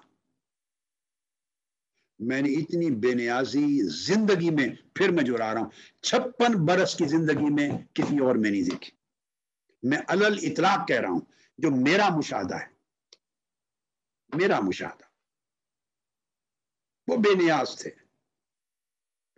کسی بادشاہ کے دروازے پر نہیں گئے کبھی، کسی حکمران کے دروازے پہ نہیں گئے، سلاطین کے دروازوں پر نہیں گئے، بلکہ ان کے دروازوں پر آتے تھے. جب وہ کوئٹہ میں آ کے سیٹل ہوئے تو ایوب خان کا زمانہ تھا، وہ صدر پاکستان تھے. ایوب خان ان کے پاس چل کے گئے تھے. جنرل ضیاء الحق کا زمانہ تھا، ان کے پاس جہاں بھی تھے چل کے جاتے تھے. یعنی سلاطین حکمران ان کے پاس جاتے، وہ عمرا اور سلاطین کے پاس کبھی نہیں گئے. اور میں اس پر مزید کمنٹ نہیں کروں گا، آگے میں تبصرے نہیں کرنا چاہتا. آپ خود اندازہ کر لیں معیار کیا ہے ولایت کا، شیخ ہونے کا، ولی ہونے کا معیار کیا ہے. لوگ اپوائنٹمنٹس مانگتے ہیں سلاطین کے پاس جانے، ان کے دروازوں پر کھڑے ہونے، انتظار کرنے، قطاروں میں لگ کر بیٹھے ہوتے ہیں. یعنی فقیر اور سائل اور محتاج اور بھکاری بنے ہوئے ہیں. وہ بھکاری صرف اللہ کے تھے اور اپنی زندگی ایسی تھی جیسے سلطان ہوتا ہے. وہ دنیا کے بادشاہوں کے بھکاری نہیں تھے، فقیر نہیں تھے.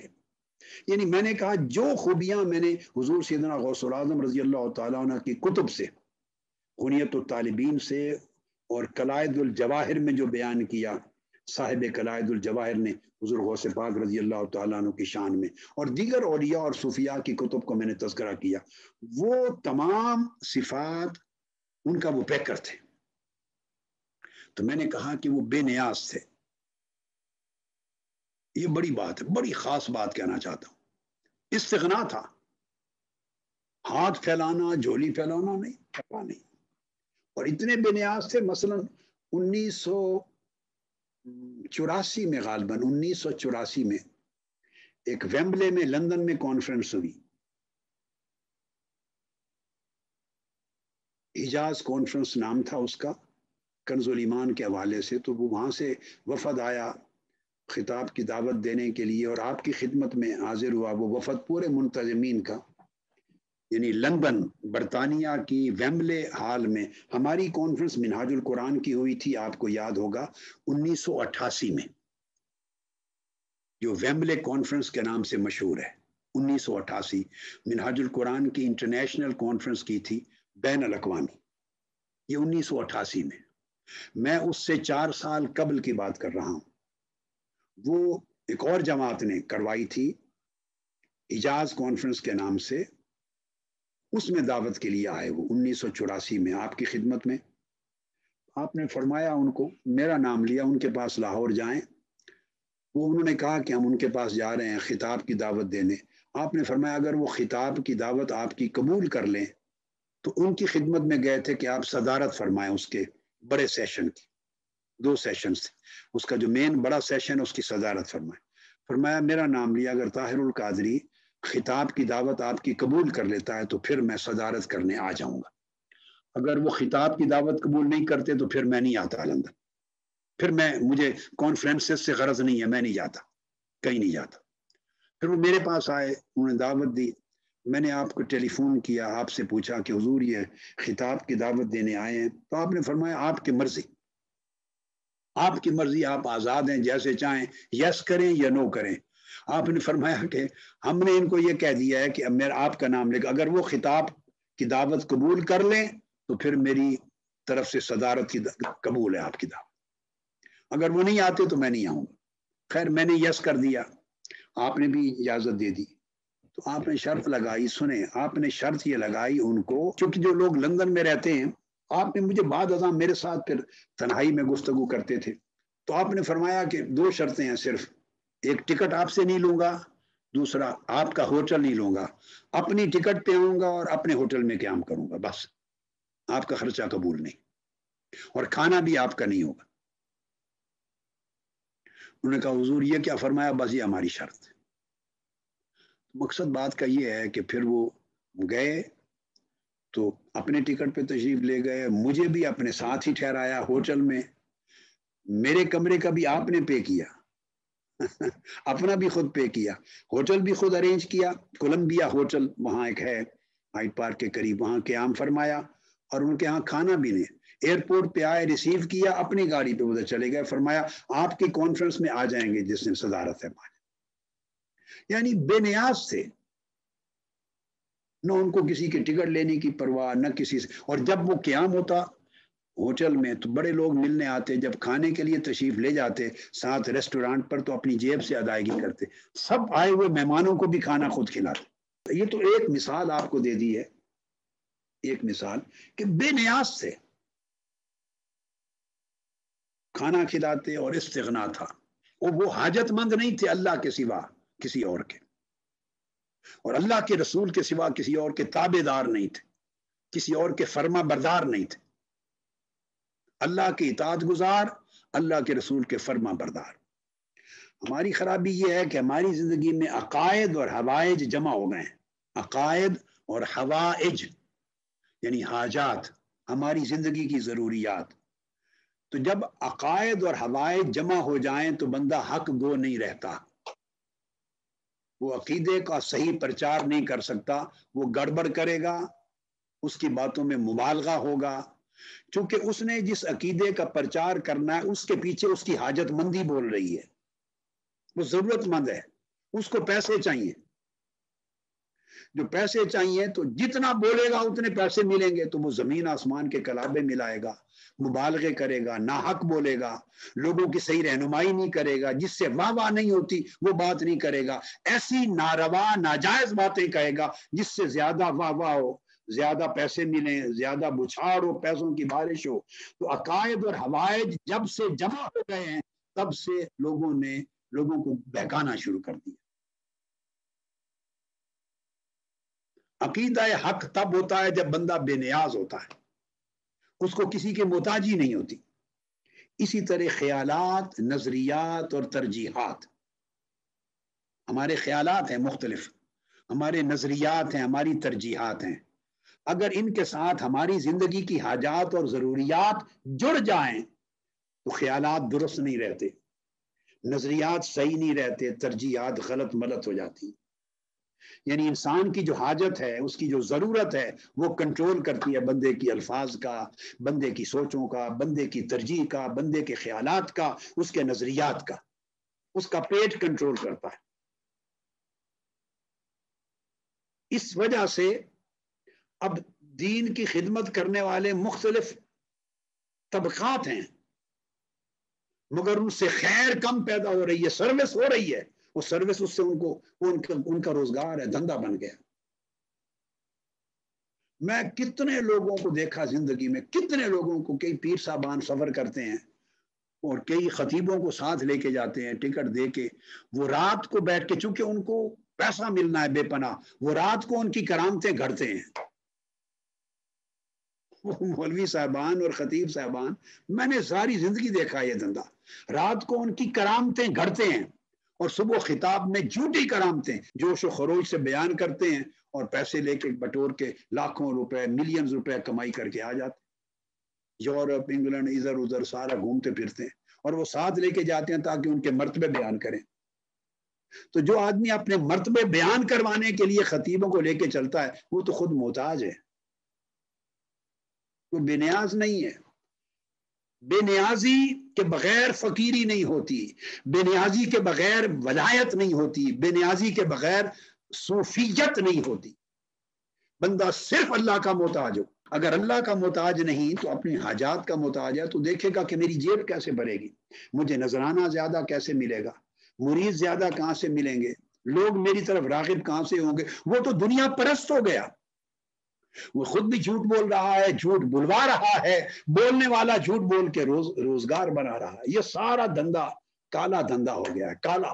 اور کتنی بدقسمتی ہے، اگر سب کچھ دنیا داری دنیا کے نام پر ہو تو کوئی فکر نہیں، مگر یہ دین کے نام پر، آخرت کے نام پر، تصوف کے نام پر، روحانیت کے نام پر، ولایت کے نام پر اگر ہو رہا ہو تو کیا بچے گا باقی؟ اس سے نوجوان نسل بہک گئی، عقائد خراب، خلط ملت ہو رہے۔ ہم سٹیجوں پہ بڑھ کے مبالغہ آرائیاں کرتے ہیں، غلط بیانیاں کرتے ہیں، اور وہ جو کرامتیں آج اس پیر صاحب کے لیے خطیب صاحب نے سنائی، اگلے سال اس کو کوئی اور پیر صاحب لے گئے، وہ کرامتیں گھڑی ہوئی جو بنی ہوئی ہیں کاغذوں پر، وہ ان کی شان میں بیان کر کے آئیں گے۔ 2 مہینے بعد کوئی اور لے گیا، وہ اس کی شان میں بیان کر کے آئیں گے۔ یہ سٹیج پہ یہ کچھ ہو رہا ہے۔ اس سے اس مسلک کو، جو صوفیاء کے پیروکاروں کا مسلک ہے، وہ برباد ہو رہے ہیں، ان کے عقیدے خراب ہو رہے ہیں۔ تو جب حاجات اور ضروریات آپ کی زندگی میں غالب آ جائیں، یعنی آپ کی روٹی اگر اس بیان سے چل رہی ہو جس میں آپ مبالغہ آرائی کر رہے ہیں اور حق اور باطل کو ملا رہے ہیں، سچ اور جھوٹ کو ملا رہے ہیں اور حدیں توڑ رہے ہیں اور خدا جانے کیا کیا بنائے جا رہے ہیں، تو اس میں نہ حق گوئی رہی، نہ حق طلبی رہی، نہ حق پرستی رہی، کچھ باقی نہیں بچتا۔ صوفیاء کے ماننے والوں کے مسلک کو یہ چیز کھا گئی، دنیا طلبی، حاجت مندی، یہ سارا پیشے بن گئے، پیشے۔ صوفیاء کے پیروکاروں کو یہ چیز کھا کے برباد کر گئی۔ میں نے آپ کو ایمانداری سے کہا، حضور قدوۃ الاولیاء سیدنا طاہر علاء الدین کی زندگی ان امور سے اتنی پاک تھی کہ ان کی زندگی کے کروڑوں میلوں تک اس چیز کی گرد بھی نہیں تھی۔ انہوں نے کبھی کسی شخص کو زندگی میں نہیں کہا کہ کوئی میری تعریف کرے، نہ وہ اپنی تعریف کے حاجت مند تھے، بے نیاز تھے۔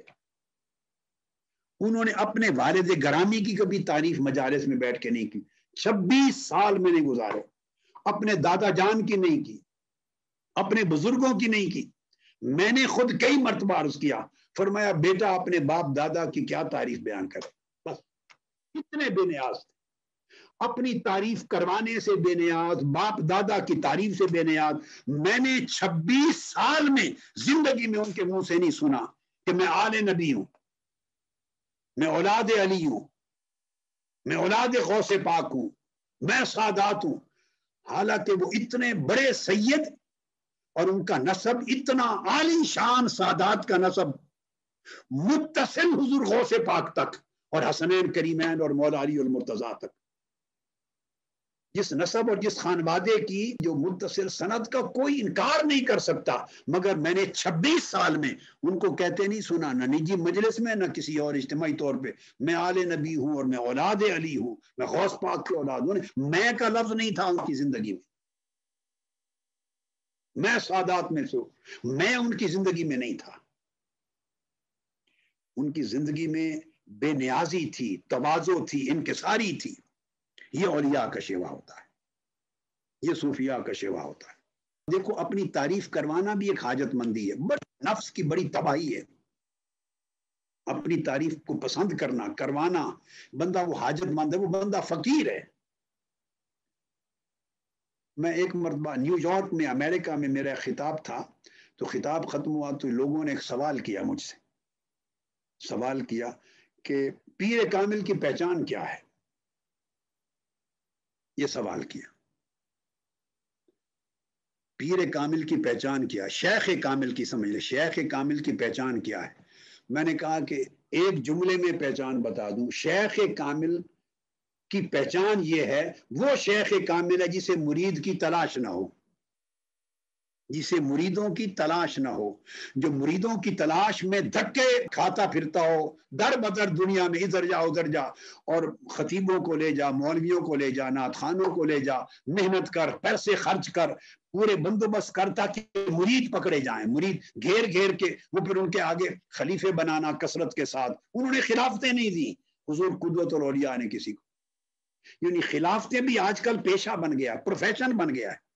جیسے فرنچائز ملتی ہے نا، فرنچائز بڑی فرمیں ہیں تو آگے فرنچائز دیتے ہیں، برانچز کھلتی ہیں، یہ سٹار بکس ہے اس کے فرنچائز کھل گئے، یہ ٹم ہارٹن کے فرنچائز کھل گئے، یہ فلاں۔ آپ پاکستان میں جاتے ہیں، آپ گلبرگ مختلف جگہوں پر، لاہور، کراچی، تو مختلف ریسٹورینٹ، مختلف چیزوں کے فرنچائز ہیں، اس طرح مختلف کاروباروں کے فرنچائز ہیں۔ تو خلافتیں فرنچائز بن گئے ہیں، بزنس ہیں، چونکہ وہ آگے مرید بنائیں گے تو نیچے اوپر کمیشن کے حساب سے خرچہ جاتا، ایک نظام ہے، کاروبار ہے، دھندا ہے۔ اسی دھندے سے دلوں اور روحوں کو نکالنے کا نام تصوف تھا، اسی لیے فقیری وجود میں آئی تھی کہ دل دھندے سے پاک ہو جائیں اور اللہ کے سچے بندے بن جائیں۔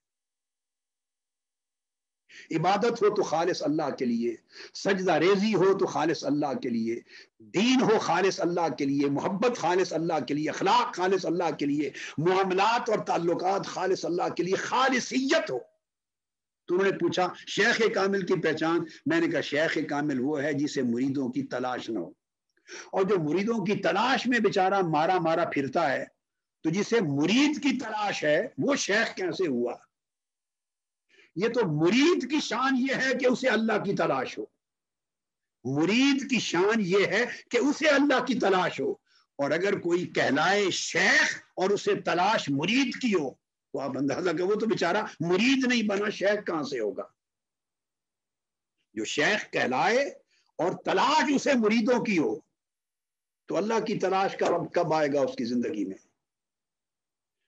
تصوف کی جو زندگی ہے، فقیری کی زندگی، یہ اس کی ابتدا بے نیازی سے ہوتی ہے، دل بے نیاز ہوتے ہیں، اور اللہ کے سوا دل میں کسی شے کی اہمیت نہیں رہتی، بندہ مستغنی ہو جاتا ہے، نہ اس کا سر کسی کے آگے جھکتا ہے، نہ اس کا دل کسی کے آگے جھکتا ہے، نہ اس کے دل کا دامن کسی کے آگے پھیلتا ہے، نہ اسے کسی کی حاجت ہوتی، بے نیاز ہوتا ہے۔ اس لیے فرمایا الا ان اولیاء اللہ لا خوف علیہم ولا هم یحزنون، نہ انہیں خوف ہوتا ہے اور نہ کوئی غم۔ غم سے مراد ہوتا ہے مفاد ہاتھ سے چلا گیا تو غم ہوتا ہے، یعنی نہ انہیں مفاد ہوتا ہے نہ انہیں اللہ کے سوا کسی کا خوف ہوتا ہے، وہ بے نیاز ہوتا ہے۔ ولی کی تعریف قرآن نے بیان یہ کی کہ وہ بے نیاز ہوتا ہے، دنیا سے بے نیاز، حرص سے بے نیاز، لالچ سے بے نیاز، دنیاوی مفاد سے بے نیاز، مریدوں کو بنانے گھیرنے کاروبار سے بے نیاز، دھندے سے بے نیاز،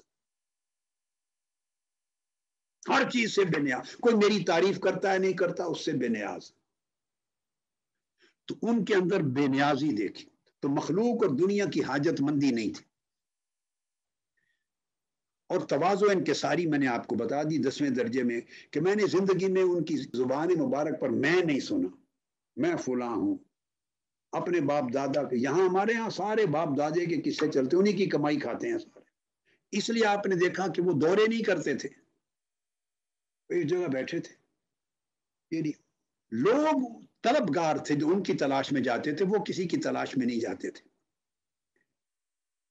سو ان کا تصوف اور ان کی فقیری اور ان کی ولایت پہلے زمانوں کی سلف صالحین کے مشائخ صوفیاء اور صالحین کا طریق تھا، اور وہ طریق کیا تھا کہ پہلے زمانوں میں جو تصوف تھا، تصوف وہ اصلاح باطن کا نام تھا، اصلاح باطن کا نام تھا، اور آج جو سو کال تصوف جو ہم نے بنا لیا وہ احتیاج بطن کا نام ہو گیا ہے۔ احتیاج بطن یعنی پیٹ کی حاجت مندی، بطن کہتے ہیں پیٹ کو۔ پہلے صوفیاء سلف صالحین باطن پر دھیان کرتے تھے، باطن پر، آج تصوف کا ہم نام لینے والے بطن پر دھیان کرتے یعنی پیٹ پر۔ سلف صالحین پہلے صوفیاء پیٹ سے بے نیاز ہوتے تھے، یہ پیٹ کا مطلب اس میں نفس ہے، نفس بڑا ظالم ہے، ان النفس لامارۃ بالسوء، برباد کرتا ہے بندے کو، تباہ کرتا ہے، کہیں کا نہیں چھوڑتا۔ ہم نفس اور پیٹ کے پیچھے مارے مارے پھرتے ہیں. ہم نے ٹائٹل اس کو رکھ دیا ہے، اور طریقت کے عنوان اور طریقت کی رسمیں اور مراسم ہیں اس طرح کی چیزیں. تو وہ نہ صرف حضور سیدنا غوث العظم رضی اللہ تعالیٰ عنہ کی اولاد تھے، نہ صرف ان کے شہزادے تھے، بلکہ ان کے عاشق تھے حضور غوث پاک رضی اللہ تعالیٰ عنہ کے. اور خالی عاشق نہیں تھے بلکہ ان کی تعلیمات کا عملی پیکر تھے. کیا فائدہ غوث پاک کرنے کا، کیا فائدہ خواجہ غریب نواز کرنے کا، کیا فائدہ داتا گنج بخش کرنے کا، کیا فائدہ اولیاء کے نام بابا فرید جپنے کا، اگر ہم ان کی تعلیمات کا عملی پیکر زندگی میں نہیں بنتے اور اپنے آپ کو ڈالتے نہیں ہیں ان کی روش زندگی میں، اور ان کی صفات کو اور ان کی تعلیمات کو اپناتے نہیں ہیں، تو باقی تو کلمات ہیں زبان سے.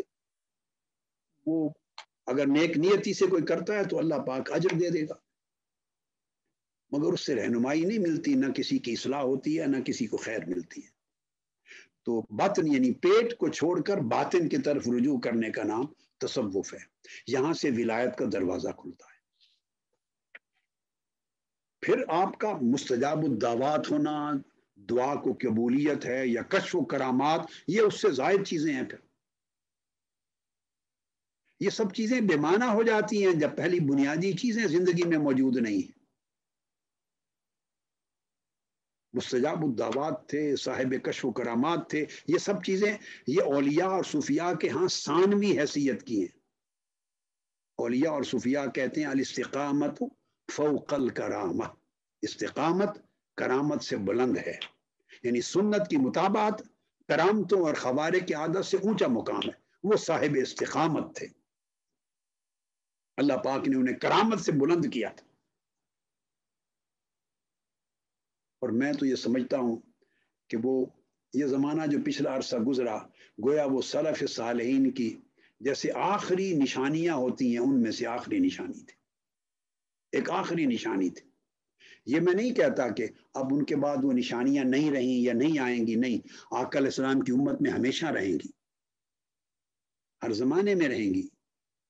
مگر جو سلف صالحین کی نشانیاں ہیں، جنہیں حضور علیہ الصلوۃ والسلام کی نیابت نصیب ہوگی، آقا علیہ الصلوۃ والسلام کی نبوت کی خلافت نصیب ہوگی، جن کے ذریعے چشمہ ہائے ہدایت پھوٹیں گے، امت کو رہنمائی ملے گی، دین زندہ ہوگا، احیاء ہوگا، تجدید ہوگی، دین کا نور پھیلے گا، لوگوں کے اعمال اور حوال سنوریں گے، ایسے لوگ حضور علیہ السلام کی امت میں قیامت تک پیدا ہوتے رہیں گے. یہ دروازہ بند نہیں ہوا، نبوت کا دروازہ بند ہوا ہے، ولایت کا دروازہ بند نہیں ہوا، آتے رہیں گے، مگر میں نے آپ کو اس کی پہچان اور اصول سمجھا دیے. ایسا نہیں ہے کہ جس کا جی چاہے جو دل میں آئے تو جس کو جو چاہے بنا دیا. ہماری مرضی سے کوئی کچھ نہیں بنتا. کون کیا ہے اس کے کچھ اصول ہیں، کچھ ضوابط ہیں. اب قاعدے دو ہو سکتے ہیں، ایک درست قاعدہ، غلط قاعدہ. درست قاعدہ یہ ہے کہ کون ولی ہے، کون صوفی ہے، کون عارف ہے، کون صاحب کرامت ہے، صاحب استقامت ہے، کون شیخ ہے، یعنی ان چیزوں کا تعین حضور غوث پاک کی زبان سے، ان کی تعلیمات، ان کے فرمودات سے کیا جائے. جو پیمانہ انہوں نے مقرر فرمایا ہے اس کو مانا جائے. حضور داتا گنج بخش علی حجویری رضی اللہ تعالیٰ عنہ نے جو پیمانہ کشف المحجوب میں مقرر فرمایا اس پیمانے کو مانا جائے، اسی پر پرکھا جائے. دو طریقے ہو سکتے ہیں، ایک جائز ہے، ایک ناجائز. جائز طریقہ تو یہ ہے کہ تصوف کے باب میں کس کو ولی ماننا ہے، کس کو شیخ ماننا ہے، کس کو مرید کہنا ہے، کس کو ارادت کہنا ہے، کسی کو طریقت کہنا ہے، کس کے عمل کو کرامت کہنا ہے. یعنی یہ جو چیزیں تصوف کی اصطلاحات ہیں، ایک پیمانہ تو یہ ہے کہ اس میں معیار حضور غوث پاک کے فرمان کو سمجھے، حضرت جنید بغدادی کے فرمان کو، حضور داتا گنج بخش کے فرمان کو، حضور خواجہ غریب نواز کو، بابا فرید الدین گنج شکر، العاذ القیاس جتنے اولیاء صالحین اکابر ہو گزرے، ائمہ تصوف، ائمہ ولایت، حضرت شاہ نقش بند، ان کے فرمان کو سمجھے، حضرت مجدد الفسانی کو سمجھے، شیخ سہرورد کو سمجھے، ابو الحسن شاذلی کو سمجھے، شیخ احمد رفاعی کو. ایک تو یہ سو جو پیمانے انہوں نے مقرر کیے، جو آداب اور شرائط انہوں نے مقرر کیے اس کو مانے، جو اس پر پورا اترے مانے، جو پورا نہ اترے سلام. سلام کر کے الگ ہو جائیں. کسی سے جھگڑا کرنے کی ضرورت نہیں ہے، نہ برا بھلا کہنے کی ضرورت ہے. اپنا ایمان اور اپنی آخرت بچانا ضروری ہے. ایک طریقہ تو یہ ہے کہ پیمانہ آئمہ کو، اکابر ہستیاں، ان کو مانیں. اور یہ پیمانہ اسی طرح ہے جیسے فقہ کے باب میں ہم حنفی ہیں، امام اعظم ابو حنیفہ کی بات کو مانیں، امام ابو یوسف کو مانیں گے، امام محمد کی بات مانیں گے، امام سرخسی کو مانیں گے، صاحب ہدایہ کی بات کو مانیں گے. الحاظ القیاس فقہ کی جو بڑے بڑے متون اور شروع کتب ان کو مانیں گے، فتاوی کو مانیں گے. فقہ کی بات ہوگی، حدیث ہوگی تو امام بخاری کی بات کو مانیں گے، امام مسلم کو، امام ترمذی، ابو داؤد کو، نسائی، ابن ماجہ. تاریخ کی بات ہوگی اس کو مانیں گے. تو تصوف، روحانیت، ولایت کی بات ہوگی تو اولیاء، صوفیاء اور صالحین نے جو پیمانے مقرر کر دیے، جو تعلیمات دی ہیں، اس کو سمجھیں، جو اس سے ہٹے اس کے درست نہ سمجھیں. ایک تو یہ طریقہ ہے، یہ تو ہے درست اور جائز. دوسرا طریقہ یہ ہو سکتا ہے جو ناجائز ہے، وہ یہ کہ عقیدت کے لیے، دکھلاوے کے لیے، یا مال کمانے کے لیے، یا اپنا منصب سنبھالنے کے لیے نام انسیوں کا لیں، کریں اپنی مرضی. تعلیمات کے لیے ان پر، ان کی تعلیم پہ نہ چلیں، یعنی کہیں خود کو حنفی اور جو مرضی کرتے پھریں. نام حدیث کا لیں، سنت کا، اور حدیث کی کوئی چیز ہمارے عمل میں نہ ہو. نام فقہ کا لیں اور فقہ کی کوئی کتاب کا تعلق ہمارے ساتھ نہ ہو. نام تصوف، روحانیت، ولایت کا لیں، مگر صوفیاء، اولیاء اور صالحین کا جو طرز عمل ہے اور تعلیمات ہیں وہ ہماری زندگی میں اس کی عکاسی نہ ہو. ہم کریں اپنا کاروبار، اپنا دھندا، اپنی مرضی، جو چاہیں کریں، اپنی مرضی سے کریں. مرید کا معنی بھی مرضی سے بتائیں، مریدوں کو راہ بھی اپنی مرضی کے چلائیں، اور اللہ کی طرف چلانے کی بجائے اپنی طرف چلائیں. بس اپنا مفاد، اپنی جیب بنیں، اپنا کاروبار چمکائیں، اپنا دھندا چمکائیں. اور اس کاروبار کو چمکانے کے لیے نام لیں خواجہ غریب نواز کا، نام لیں داتا گنج بخش کا، نام لیں حضور غوث پاک کا، نام لیں حضرت شیخ سور ورد کا، حضرت رفائی کا.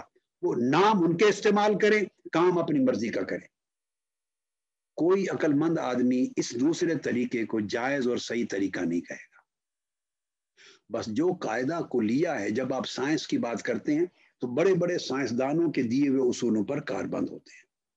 میتھمیٹکس کی بات کرتے ہیں، میتھمیٹیشنز کی بات پہ کار بند ہوتے ہیں.